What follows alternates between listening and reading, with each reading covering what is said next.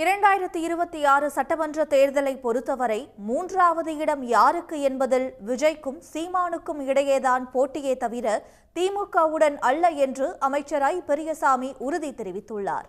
அதிமுகவை பொறுத்தவரை எடப்பாடி பழனிசாமி இரண்டாவது இடத்திற்கு வர வேண்டும் என முயற்சி செய்வதாகவும் அவர் கூறியுள்ளார்.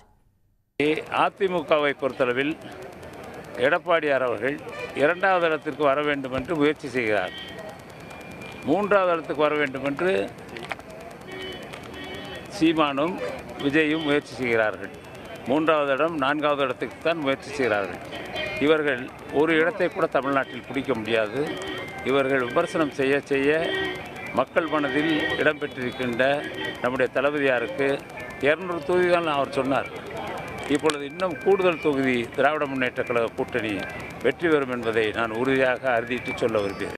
உடனுக்குடன் செய்திகளை தெரிந்து கொள்ள சன் நியூஸ் பெல் ஐகானை கிளிக் பண்ணுங்க.